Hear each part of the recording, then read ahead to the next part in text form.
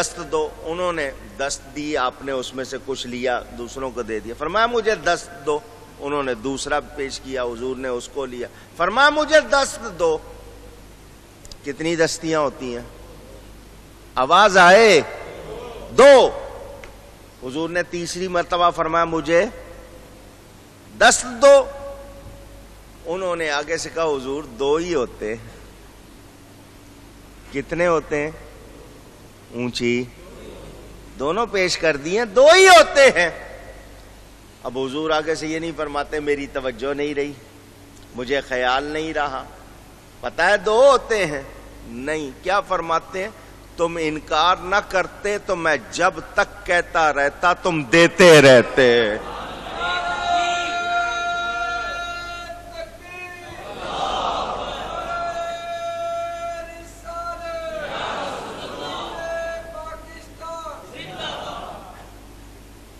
انتم اعلم بامور دنیاکم کے الفاظ پڑھ کر لوگوں سے یہ کہنے والوں کہ نبی نے کہا تم اپنی دنیا کو زیادہ جانتے ہو. سنو, پوری کائنات میں میرے نبی سے زیادہ جاننے والا کوئی نہیں ہے. اللہ تعالی نے جتنا نبی کو علم دیا ہے کسی اور کو اونچی. قرآن کی گواہی وَعَلَّمَكَ مَا لَمْ تَكُنْ تَعْلَمْ. اے میرے حبیب جو کچھ آپ نہیں جانتے تھے ہم نے سب سکھا دیا, ہم نے سب سکھا دیا.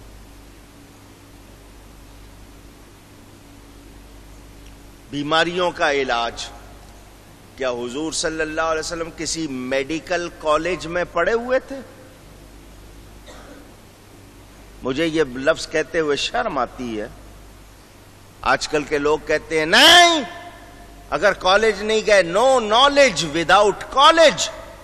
اگر کالج نہیں گئے تو نالج نہیں ہے. سنو, یہ تمہارے اصول ہوں گے, یہ تمہاری باتیں ہوں گی. حضرت یوسف علیہ السلام کون سے کالج سے پڑھے تھے جو پوری زراعت کا انہوں نے 7 سالوں کا نصاب بنا کے اگلے 7 سال قحط کے جو آئے تھے ان میں کھلایا تھا؟ امام اعظم ابو حنیفہ کون سے کالج سے پڑھے تھے جو آج 6 کروڑ سے زیادہ مسئلے ان کے بتائے ہوئے ہم عمل کر رہے ہیں؟ طب نبوی کتاب چھپی ہوئی ہے, اٹھا کے دیکھ لیں, پڑھ لیں. کون سی بیماری ہے جس کا علاج میرے نبی نے نہیں بتایا؟ سوائے موت کے ہر بیماری کا علاج. کلونجی, حب البرکہ, حب السوداء, یہ تکونا کالا سا دانا کلونجی. آپ کے یہاں کیا کہتے ہیں؟ کلونجی کہتے ہیں. فرمایا موت کے سوا ہر بیماری کا علاج.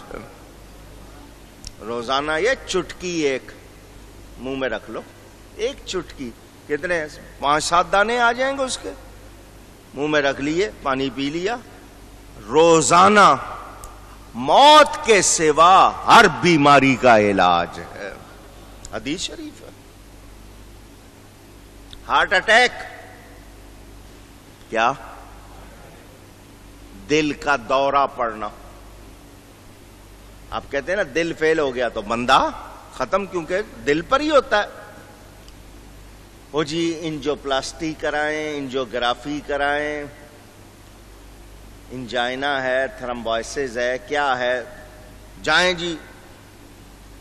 پھر جناب بائی پاس, کتنے طریقے ہیں. مدینہ منورہ کی ایک کھجور ہے جس کا نام ہے عجوہ, چھوٹی سی کالے رنگ کی کھجور ہے, کیا نام ہے؟ حضور صلی اللہ علیہ وسلم کے ایک صحابی کو دل کا دورہ پڑ گیا,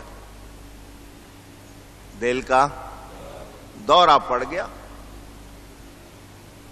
عرض کی حضور ان کو دل کی کوئی تکلیف ہے؟ فرمایا عجوہ کھجور کی گٹھلی پیس لو. کیا کرو؟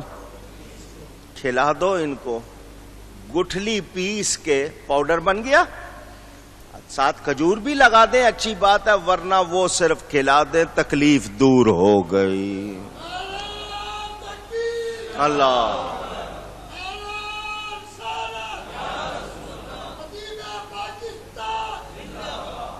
شہد، جوسز، یہ پچھنے لگانا، ہجامہ جس کو کہتے ہیں، یہ سارے علاج کس نے بتائے ہیں؟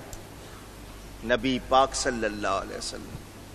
ایک شخص آ گیا، حضور میرے بھائی کے پیٹ میں تکلیف ہے، درد ہے، فرمایا اس کو شہد کھلاؤ۔ اس نے شہد کھلایا، تکلیف کچھ زیادہ ہو گئی، پھر آیا، حضور تکلیف اور زیادہ ہو گئی، فرمایا شہد کھلاؤ۔ انہوں نے پھر کھلایا، تکلیف اسی طرح، وہ پھر آیا، حضور تکلیف زیادہ ہے، فرمایا شہد کھلاؤ۔ اس نے کہا جی شہد سے تکلیف بڑھ رہی ہے، فرمایا تیرے بھائی کا پیٹ جھوٹا ہے، میرے رب کا فرمان سچا ہے۔ اللہ فرماتا ہے اس میں شفا ہے، تیرے بھائی کا پیٹ جھوٹا ہے۔ اس کو ایک بار پھر کھلایا گیا، بالکل ٹھیک ہو گیا، بالکل۔ یہ ہمارے ایمان میں کمی ہے، ہمیں 50 روپے کا، 500 روپے کا، 5000 روپے کا انجیکشن، جی یہ 5000 روپے کا کیپسول ہے، وہ تو سمجھ آتا ہے، چھوٹی چیز سمجھ نہیں آتی جس میں نبی کے فرمان سے علاج ہے۔ تو یہ ایمان کا مسئلہ ہے۔ وہ لوگ جو کہتے ہیں نبی نے کہا تم جانو اور تمہاری دنیا، تو اس کا یہ مطلب نہیں کہ نبی جانتے نہیں، آج تک اسی کے محتاج ہو، نبی کے کہنے پہ رہتے، اتنی برکتیں ہوتی کہ سمیٹی نہ جاتی۔ سمجھ آ رہی ہے بات؟ مگر جس کی عقل میں خرابی ہے اس نے ماننا اونچی نہیں۔ بات بہت سخت ہے، بہت سخت ہے، ہر ایک کو سمجھ نہیں آئے گی، اور مجھے پوری طرح سمجھانی نہیں آئے گی، شاید میں آپ کی تسلی نہ کر سکوں، مگر سنا رہا ہوں۔ حدیث شریف یہ کہتی ہے جو بیوی کہے اس کے خلاف کرو۔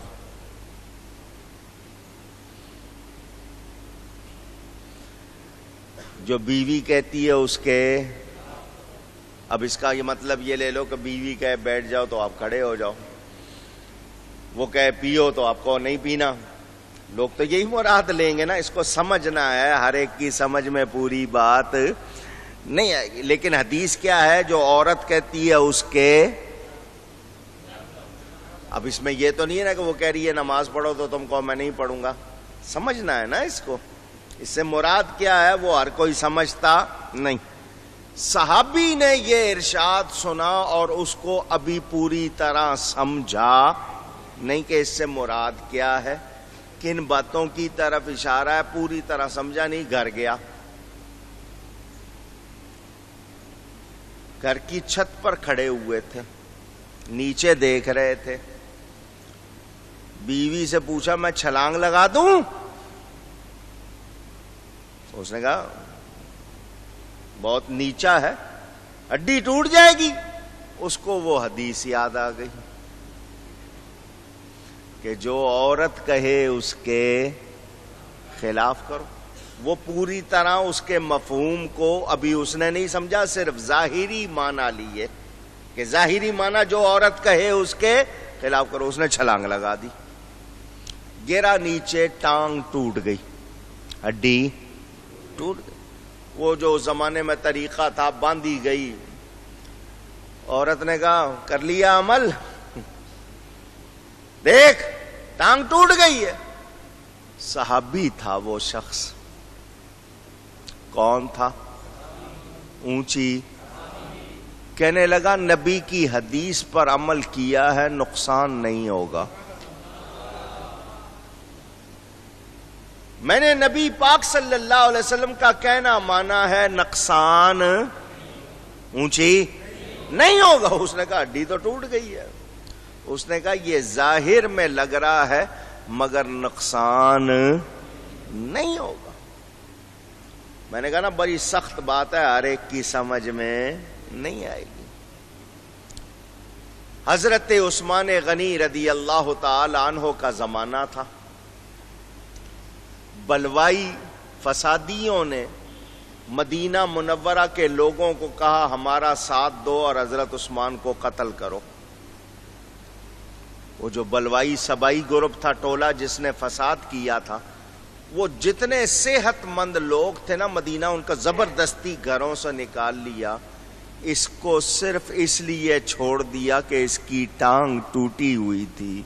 بیوی کو بلایا، ادھر آ، بول آج نبی کی حدیث پر عمل کا فائدہ ہوا ہے یا نہیں ہوا؟ اگر میری ٹانگ ٹھیک ہوتی یہ مجھے لے جاتے، میری عمر کی محنت برباد کر دیتے، میں نے نبی کی حدیث پر عمل کیا، بول فائدہ ہوا ہے یا نہیں ہوا؟ ارے کا معاملہ ایک جیسا اونچی، تو ہم نبی کے کہنے پر عمل کریں گے، یہ نہیں کہیں گے کہ نہیں دنیا ہم بہتر جانتے ہیں، ایسی بات اہل البیت ادرا بما فی، یہ انتم عالم، یہ بہت پیش کرتے ہیں، جن کو نبی پاک صلی اللہ علیہ وسلم پسند نہیں ہے نا، کہ نہیں نہیں دیکھو نبی نے ایسا کچھ نہیں کہا، یہ وہ بہت پیش کرتے ہیں مگر اس کو سمجھتے نہیں۔ تو میں ان کے لیے یہی بتا رہا ہوں، نبی پاک صلی اللہ علیہ وسلم فرماتے ہیں سیدھے ہاتھ سے کھاؤ۔ کس ہاتھ سے کھاؤ؟ بعض لوگ لیفٹی ہوتے ہیں، الٹے ہاتھ سے لکھنا، الٹے ہاتھ سے کام کرنا۔ سائنس کہتی ہے کہ ماں کے پیٹ میں بچہ جب ہوتا ہے، اگر ماں پر ذہنی دباؤ ہو تو بچہ لیفٹی ہو جاتا ہے، سنا ہے؟ واللہ عالم، مجھے نہیں معلوم کہ یہی وجہ ہے یا کچھ اور۔ بہرحال کچھ بچے الٹے ہاتھ سے لکھیں گے، الٹا ہاتھ چلتا، ان کا سیدھا ہاتھ اتنی تیزی سے نہیں چلتا، مگر کہا گیا کھانا کس ہاتھ سے کھاؤ؟ اونچی۔ الٹے ہاتھ سے آپ طہارت وغیرہ کرتے ہو تو کھانا سیدھے ہاتھ سے کھاؤ۔ ایک شخص تھا منافق، کلمہ تو پڑھتا تھا مگر دل میں ایمان، حضور صلی اللہ علیہ وسلم نے اس کو دیکھا الٹے ہاتھ سے کھاتے ہوئے، فرمایا سیدھے ہاتھ سے کھا۔ کیا فرمایا؟ اس نے کہا جی میرا سیدھا ہاتھ کام نہیں کرتا، حالانکہ ایسی بات نہیں تھی کہ الٹے ہاتھ سے کھا رہا تھا، تو اس نے کہا جی میرا سیدھا ہاتھ کام نہیں، فرمایا ایسا ہی ہوگا۔ نبی پاک نے کیا فرمایا؟ اس کے سیدھے ہاتھ نے پھر کبھی کام کیا؟ اس نے نبی کے حکم کو ادنا جانا، نبی کے بارے میں اس کا خیال درست نہیں تھا، اس نے سمجھا ان کو کیا ہے، میں الٹے ہاتھ سے کھاؤں یا سیدھے ہاتھ سے کھاؤں، کیا فرق پڑتا ہے؟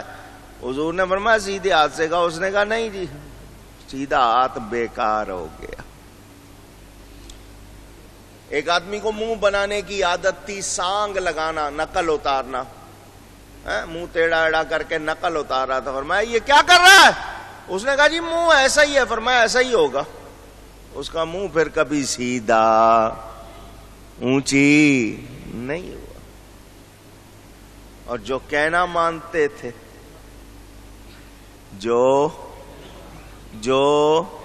کہنا مانتے تھے، ان کی چیز خراب بھی ہوتی تھی، ٹھیک ہو جاتی تھی۔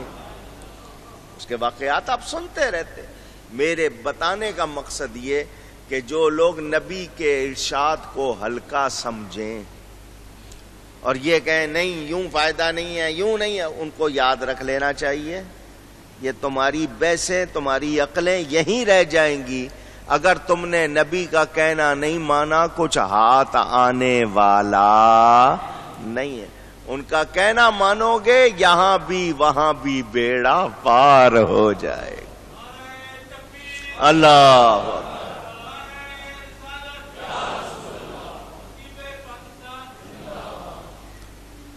نبی کریم صلی اللہ علیہ وسلم جیسا فرمائیں ویسا ہی کرنا چاہیے، ویسا ہی۔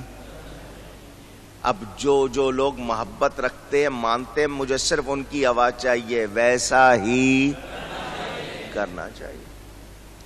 اپنی عقل کو بیچ میں ڈال کے یوں نہیں یوں نہیں یوں۔ اب یہاں پر ایک اعتراض اور آتا ہے، اس کا بھی جواب دے دوں۔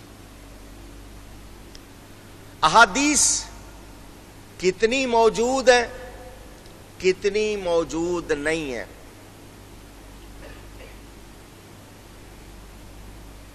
ہمارے پاس 70 کے قریب کتابیں ہیں حدیث کی، حدیث کے اصول ہیں، حدیث کو پرکھا گیا تاکہ مکسنگ نہ ہو، غلط بات کو حدیث بنا کر نہ پیش کر دیا جائے۔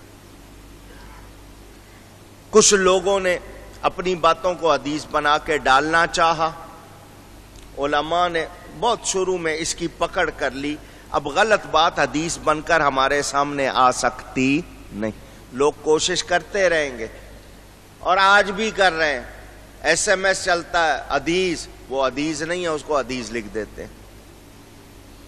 کسی کی بات سنی ہے، اس کو حدیث لکھ دیا، لوگ آج بھی یہ حرکت کر لیتے ہیں۔ حضور فرماتے ہیں جو میں نے نہیں کہا اور کوئی میری طرف لگا دے وہ اپنا ٹھکانہ جہنم میں بناتا ہے۔ جو بات حضور صلی اللہ علیہ وسلم نے نہیں کی اور کوئی ان کی طرف لگا دے تو اس کا ٹھکانہ جہنم۔ حضور صلی اللہ علیہ وسلم کے ارشادات جتنے بھی ہمارے پاس موجود ہیں، علماء اصول بنا دیے، چھان پٹک ہو گئی، سب اس کی صحت۔ جو اعتراض آپ کو سنانے لگا ہوں بہت دھیان سے، یہ بھی بڑا سخت مسئلہ ہے۔ کہتے ہیں تم حدیث کے مقابلے پہ امام کا قول پیش کرتے ہو کہ امام اعظم ابو حنیفہ نے یہ کہا، امام شافعی نے یہ کہا، امام احمد بن حنبل نے یہ کہا، امام مالک نے یہ کہا، تم حدیث کے مقابلے میں قول پیش کرتے ہو۔ ہم تو حدیث کو مانیں گے، امام کے قول کو نہیں مانیں گے۔ یہ کچھ لوگ کہتے ہوئے آپ کو نظر آئیں گے، نہیں پہچانے کون کہیں گے؟ وہابی، اہل حدیث کہلانے والے، یہ آپ کو کہتے ہوئے نظر آئیں گے کہ ہم تو حدیث پہ عمل کریں گے۔ تم کہتے ہو امام اعظم نے کہا، تم امام اعظم کو مانتے ہو، ہم نبی کو مانتے ہیں، ہم فقہ محمدی مانتے ہیں، تم فقہ حنفی مانتے ہو۔ یہ آپ کو کہہ کے لوگ بہکاتے نظر آئیں گے، کتابیں موجود ہیں۔ میں اس کا اس لیے جواب دے رہا ہوں تاکہ آپ کے ذہنوں میں حقیقت آ جائے کہ یہ دھوکہ دیتے۔ ان میں سے کوئی یہاں ہاتھ باندھ رہا ہوگا، ٹانگیں چوڑی کر کے کھڑا ہو رہا ہوگا، نماز میں اکڑا ہوا ہوگا، رفع یدین کر رہے ہیں، اونچی آمین کہہ رہے ہیں، امام کے پیچھے سورہ فاتحہ پڑھ رہے ہیں۔ لوگ 3 دن قربانی کرتے ہیں، یہ 4تھے دن کر رہے ہوں گے۔ ان کی آپ نے یہ حرکتیں دیکھی ہوں گی۔ یہ کہتے ہیں ہم حدیث پر عمل کرتے ہیں، تم امام کے قول پر کرتے ہو۔ دھیان سے سن لو، ہم کسی ایسے شخص کو امام ماننے کو تیار نہیں جو حدیث کے مقابلے میں اپنا قول پیش کرے۔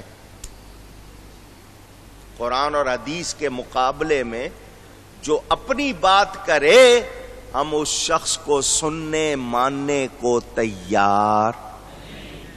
اونچی قرآن حدیث کی روشنی میں جو بات کرے اس کو سنیں گے، اس کے مقابلے میں بات کرے اس کو۔ امام اعظم ابو حنیفہ، امام شافعی، امام مالک، امام احمد بن حنبل رضی اللہ عنہم، یہ چاروں ہمارے امام ہیں، چاروں سنی ہیں، چاروں سر کا تاج ہے۔ ان چاروں نے قرآن حدیث کے مقابلے پر نہیں، قرآن حدیث کی روشنی میں مسائل بتائے ہیں۔ اللہ یا رسول،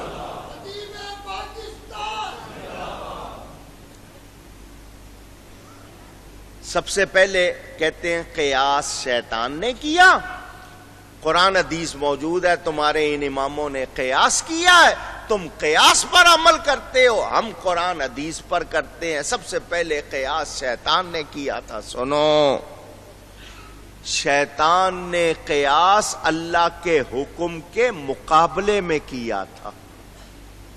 اللہ کے حکم کے اونچی، جو اللہ اس کے رسول کے حکم کے مقابلے میں قیاس کرے، ہمارے پاس اس کے لیے کوئی گنجائش نہیں ہے۔ آؤ جھلکی دکھاؤں۔ حضرت امام الائمہ، اماموں کے امام سیدنا امام جعفر صادق رضی اللہ تعالی اہل بیت کے مشہور امام، کسی نے آ کے ان کے پاس شکایت کی کہ امام اعظم ابو حنیفہ قرآن حدیث نہیں، اپنی قیاس کی بات، جو اپنا ان کا اندازہ ہوتا ہے وہ پیش کرتے ہیں، عقل کی اپنے قیاس کی بات کرتے ہیں، قرآن حدیث کی نہیں کرتے۔ امام جعفر صادق نے امام اعظم کو بلا لیا، میرے امام اعظم ابو حنیفہ پہنچے، امام جعفر صادق نے فرمایا نعمان، امام اعظم کا نام نعمان ہے، تمہارے بارے میں یہ باتیں ہوتی ہیں، جواب دو۔ اب دھیان سے سننا، میں ان میں سے صرف 2-3 بتاؤں گا، ساری نہیں، اتنا ٹائم نہیں، جھلکیاں۔ فرمایا حضرت یہ بتائیے نماز افضل ہے یا روزہ؟ جتنے لوگ بیٹھے تھے سب نے کہا نماز افضل ہے۔ کیا افضل ہے؟ اونچی۔ فرمایا قیاس کہتا ہے روزہ افضل ہے۔ قیاس کیا کہتا ہے؟ روزہ افضل ہے۔ آپ سب نے کہا نماز افضل، میں بھی یہی کہتا ہوں، قیاس کہتا ہے۔ دلیل کیا ہے؟ عورتوں کو ماہانہ ایام ہوتے ہیں، جتنی نمازیں اس میں آ جائیں وہ معاف ہے، جتنی نمازیں آ جائیں، 2 دن 3 دن 4 دن، یہ نہیں ہے کہ خون بند ہو گیا پھر بھی چھٹی نہیں، جتنے دن خون جاری ہے، جتنی نمازیں آئیں ان کو دہرانا نہیں، وہ معاف ہے۔ لیکن رمضان کے مہینے میں وہ دن آ جائیں، نمازیں معاف ہیں، روزے آگے ادا کرنے ہیں، تو عقل تو یہ کہتی ہے روزہ افضل ہے کہ روزہ معاف نہیں ہے، نماز معاف ہے، تو افضل تو روزہ ہونا چاہیے۔ مگر میں نے یہ نہیں لکھا کہ روزہ افضل ہے، میں نے یہی لکھا ہے نماز افضل ہے۔ پیشاب